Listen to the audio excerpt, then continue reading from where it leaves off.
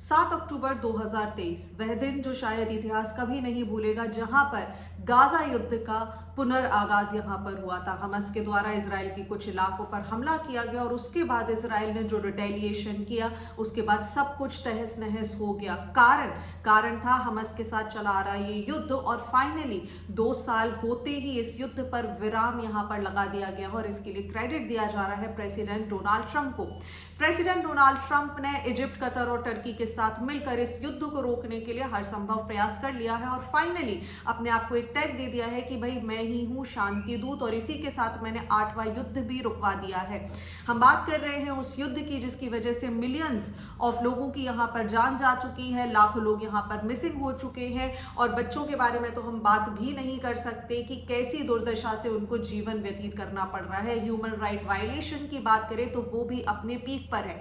ऐसे में इस युद्ध को फाइनली गाजा पीस प्लान के साथ नेतन्याहू के साथ मिलकर ट्रंप ने रोक दिया है, और इसी के बीच में मध्यस्थता की है इजिप्ट, कतर और टर्की ने, और यहां से शुरू कर दिया गया है शर्म इल शेख पीस समिट।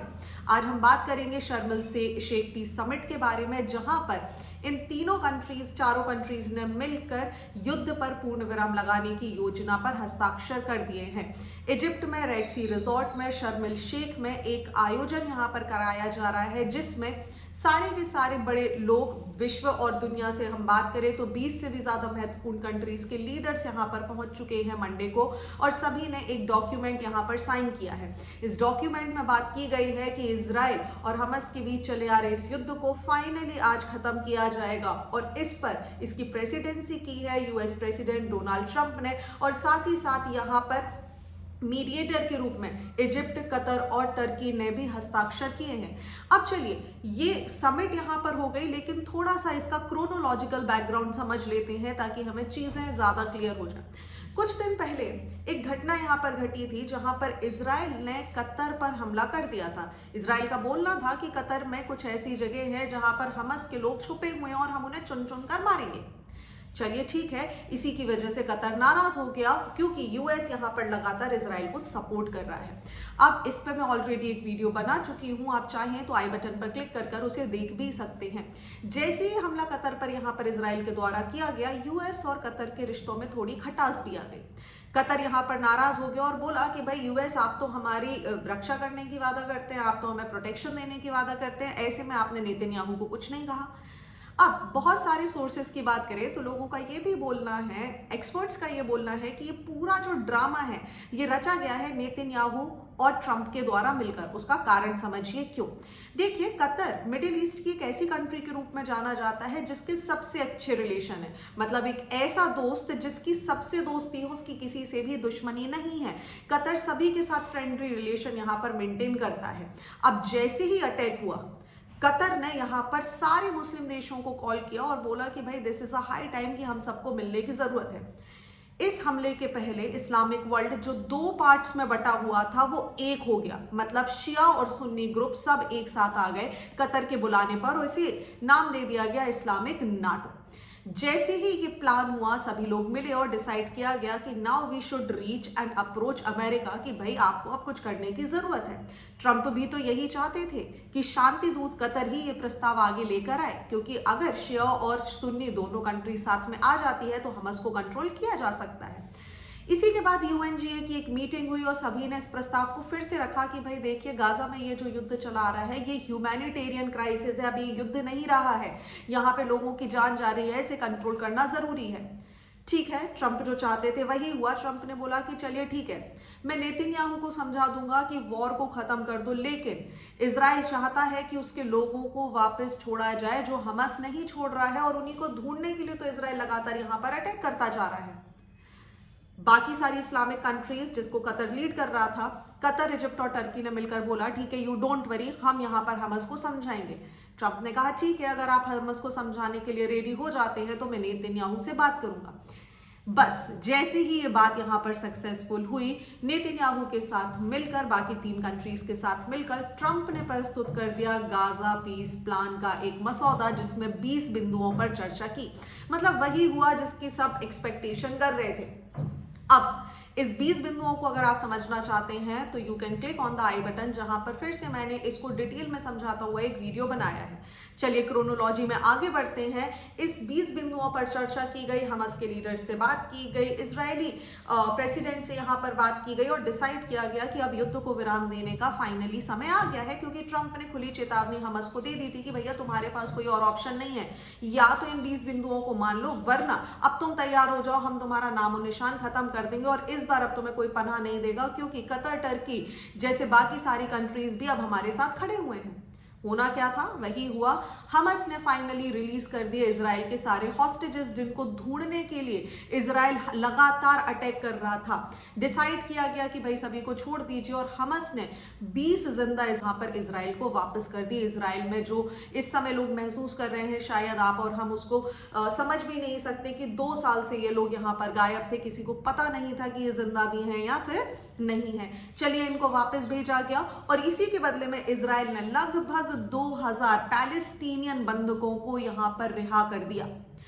सब कुछ अच्छा हो गया, सब कुछ सही हो गया। अब इसके बाद नेक्स्ट स्टेप क्या हुआ वो समझ लीजिए। जब ये रिलीज का कार्यक्रम चल रहा था, इसी समय डोनाल्ड ट्रंप यहां पर पहुंचते हैं इजराइल और उनको काफी वाहवाही दे दी जाती है। ये वही टाइम है जब नोबेल पीस प्राइज का भी अनाउंसमेंट होने वाला था।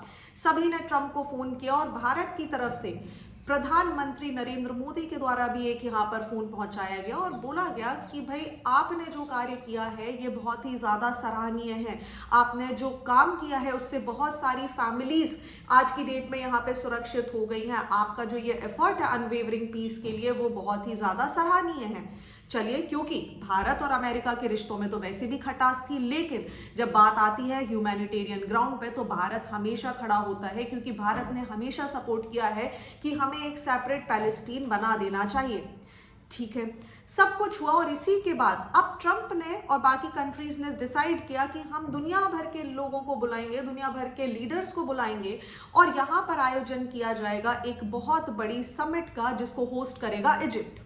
ये सभी लोग गवाह होंगे कि देखिए सभी के सामने ये दोनों कंट्रीज का युद्ध यहाँ पर विराम लगाया गया है। ऐसे में इनविटेशन दिया गया प्राइम मिनिस्टर मोदी को भी, लेकिन क्योंकि इतना लास्ट मिनट इनविटेशन दिया गया था और भारत और यूएस के रिलेशन वैसे भी अच्छे नहीं है, भारतीय प्राइम मिनिस्टर यहाँ पर नहीं गए। ना ही भेजा गया एस जयशंकर जी को, लेकिन भेजा गया एक हमारे फॉरेन स्टेट मिनिस्टर कीर्ति वर्धन सिंह को, जिसके बाद काफी ज्यादा प्रश्न भी लगने लगे कि भारत ने ऐसा क्यों किया। अब भारत ने ऐसा क्यों किया उसका शायद एक कारण हो सकता है कि यहाँ पे शहबाज शरीफ भी पहुंच रहे थे और भारत उनके साथ किसी भी तरीके के संबंध नहीं रखना चाहता है। शायद कारण ये भी हो सकता है कि भारत को बिल्कुल लास्ट मिनट यहाँ पर इन्विटेशन दिया गया, ऐसे में प्राइम मिनिस्टर के ऑलरेडी कुछ शेड्यूल्स बने होते हैं वो नहीं गए। चलिए क्रोनोलॉजी में आगे बढ़ते हैं। तो ट्रंप इजराइल पहुंचे। इजराइल की संसद, जैसे हमारे यहाँ पार्लियामेंट है वैसे ही वहां की संसद को बोला जाता है निसेट। जैसे ही निसेट में पहुंचे इन्होंने बोला कि भाई ये मिडिल ईस्ट में एक नया इतिहास है, ये नया सूरज यहाँ पर उग रहा है और इसके लिए मैं बधाई देना चाहता हूँ यहाँ पर बधाई देना चाहता हूँ नेतन्याहू। अब मैं आपको बता दूं कि नेतन्याहू पर लगातार आरोप लग रहे थे कि उन्होंने करप्शन किया है, उन्होंने इतना सारा पैसा खर्च कर दिया लेकिन अपने लोगों को यहाँ पर रिहा नहीं करवा पाए। ऐसे में Israeli prime minister Benjamin Netanyahu की तारीफों के पुल बांध दिए ट्रंप ने बोला कि भाई ये पूरा का पूरा काम संभव हो पाया है क्योंकि नेतन्याहू यहाँ पर लगातार सपोर्ट कर रहे थे। ऐसे में मैं बोल रहा हूं उन सारे लोगों से कि नेतन्याहू को आप लोग माफ कर दीजिए। नेतन्याहू एक बहुत अच्छे व्यक्ति हैं, उन्होंने बहुत महानता दिखाई है इस जनसंहार को रोकने के लिए। मतलब अमेरिकन प्रेसिडेंट जाकर इजरायली सीनेट में ये बोल रहे हैं कि भाई आप माफ कर दीजिए, करप्शन के चार्जेस हटा दीजिए। इसी के बाद से पीस प्लान के ऊपर प्रश्न लगने लगे हैं कि क्या ये सही में पीस प्लान है या ये केवल और केवल इजराइल और यूएस के द्वारा बिछाया गया कोई जाल है। ये तो हमें शायद भविष्य में पता चलेगा। चलिए सब कुछ अच्छा हो गया। नेतन्याहू ने भी यहाँ पर बढ़ कर तारीफ कर दी कि भाई आप ही पीस प्रेसिडेंट हैं, आपको भले ही नोबेल पीस प्राइज नहीं मिला हो लेकिन डोंट वरी, आपको इजराइल का प्रेसिडेंशियल मेडल ऑफ ऑनर यहाँ पर प्रोवाइड किया जाएगा, जो कि इजराइल का हाईएस्ट सिविलियन अवार्ड होता है, जिसकी शुरुआत 2012 से की गई थी। मतलब ट्रंप को नोबेल प्राइज मिला हो या नहीं मिला हो, लेकिन उन्हें शांति दूत के नाम पर यहाँ पर इजराइल का प्रेसिडेंशियल मेडल तो मिल ही गया है।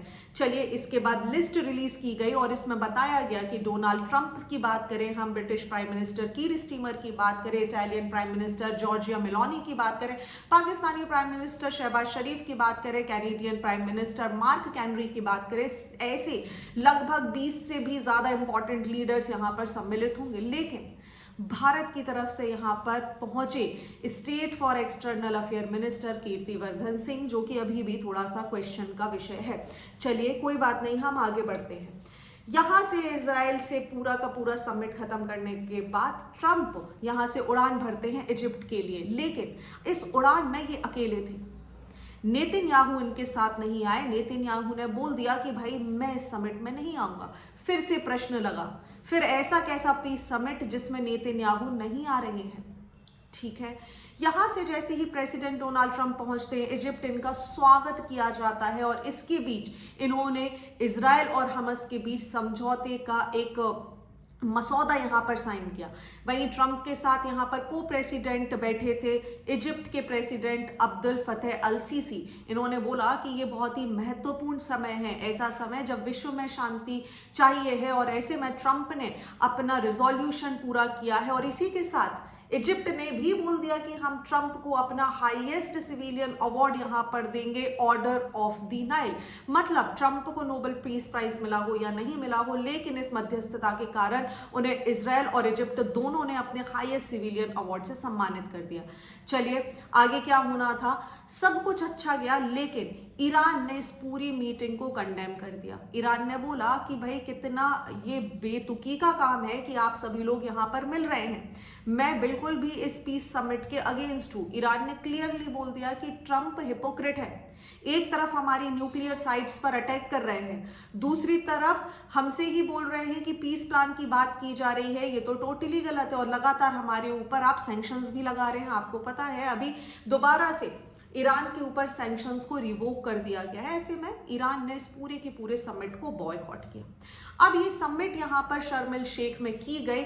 इजिप्ट के साथ मिलकर 20 ग्लोबल लीडर्स के बीच में इस समिट को साइन किया गया, लेकिन उसके बाद भी कुछ प्रश्न अभी भी यहाँ पर रह गए हैं कि क्या ये जो ट्रंप के गाजा के 20 मुख्य बिंदु थे, क्या ये सफल होंगे, क्योंकि इसमें पोस्ट वॉर गवर्नेंस किस तरीके से की जाएगी, इस पर अभी भी कोई चर्चा नहीं की जा रही है। गाजा को यहाँ पर आखिर गवर्न कौन करेगा, हमास का फ्यूचर क्या होगा, ये अभी भी अनरिजॉल्व हमें देखने के लिए मिल रहा है। साथ ही साथ इन दोनों ग्रुप्स की हम बात करें, इजराइल और हमास, दोनों ने रिजेक्ट कर दिया है इस डिमांड को कि भाई हम डिसआर्म करेंगे। इजराइल का बोलना है कि भाई पहले सारे हथियार आप डालो हमास के लिए, और हमास बोल रहा है कि अगर हमने हथियार डाल दिए तो फिर तो आप हमें जिंदा छोड़ोगे ही नहीं। और इस बात का प्रदर्शन देने के लिए जब हमास बंदियों को रिहा कर रहा था, लोगों को रिहा कर रहा था, तो गाड़ी में भर कर यहाँ पर ये लोग आए और अपने हाथ में बड़ी बड़ी बंदूकें लिए हुए थे। तो शायद ये बात तो हमास ने क्लियर कर दी कि भाई हम हथियार नहीं डालेंगे। अब अगर हथियार नहीं डालेंगे तो शायद नेतन्याहू आगे भी नहीं बढ़ेंगे बात करने के लिए।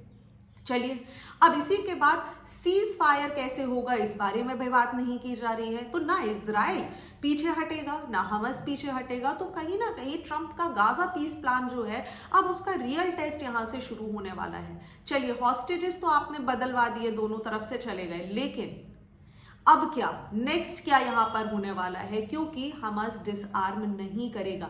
दूसरा इंपॉर्टेंट विषय है कि इतने लोग जो डिस्प्लेस हो चुके हैं उनका रिहैबिलिटेशन कैसे किया जाएगा। लोग जो यहाँ पे रह रहे थे, आप उन्हें कहाँ से ढूंढ के लाएंगे, उन्हें कैसे यहाँ पर बसाएंगे, किस तरीके से लोगों तक मदद पहुंचाई जाएगी, और रिकंस्ट्रक्शन ऑफ इंफ्रास्ट्रक्चर किस तरीके से किया जाएगा। और अगेन सबसे महत्वपूर्ण विषय वही आ जाता है कि आखिर गाजा का भविष्य किसके हाथ में है, इसे गवर्न कौन करने वाला है।